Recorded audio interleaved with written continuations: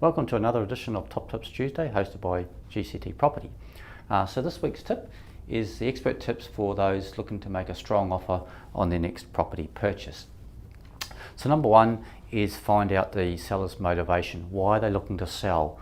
And that can be a number of reasons, and that will help determine whether you're going for a shorter settlement or a longer settlement, bigger deposit, less deposit, things like that. Tip number two, ask about the terms and conditions. So it's not always about the price in your offer that could let you get the property secured or miss out on the property. Quite often it's the terms and conditions. So some of the things I've helped clients with when we've looked at purchasing properties, so if it's some clients that are downsizing and they need a bit more time to relocate and find another suitable property, maybe giving them a longer settlement term, maybe giving them a short rent-free period, things like that. Be creative.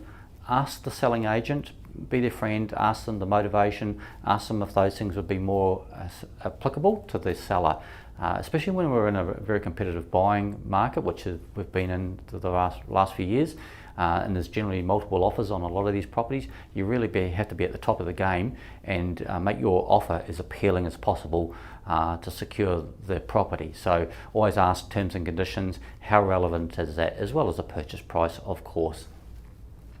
Having a pre-approval letter from the bank or mortgage broker if possible, not always possible, but a lot of finance specialists now will write you a letter, so it's not guarantee a loan approval, but it's generally giving you a letter that says in principle you would qualify for finance. It just gives the seller the confidence that you're actually going to be able to obtain finance for this property purchase.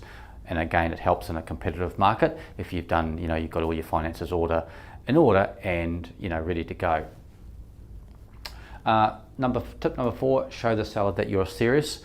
So by this means that there's a number of things we can do to show that to the seller or the agent that we're serious. So keep in good communication with the seller. If you're dealing with a sales agent, always keep in contact with them. Look at the reasons that the seller's looking to sell the property. Things like having your deposit ready to go, stipulating the amount of the deposit on your offer, whether it's an expression of interest or contract.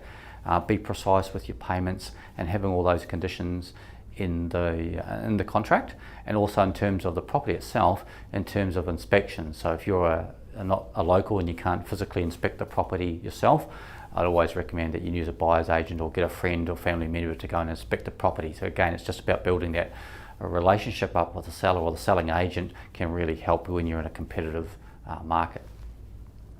And tip number five is communicate with the seller. So whether it's you're dealing with the owner direct or going through an agent, just communication is really the key. So if you've put in an offer and there's multiple offers, keep contacting the agent and just checking how the sale is progressing or your offer is progressing, asking the seller or the agent, is there anything you can do to improve the terms and conditions of the offer? We've been in competitive buying situations where we've managed to secure the property with a finance term against other buyers that are cash offers because of the finance terms that or settlement terms that we've managed to offer the seller. So again, just always remember that more information, the stronger relationship you can build with the other party, the better chance you've got of success. So I hope this helped. Good luck with your next property purchase. See you next week.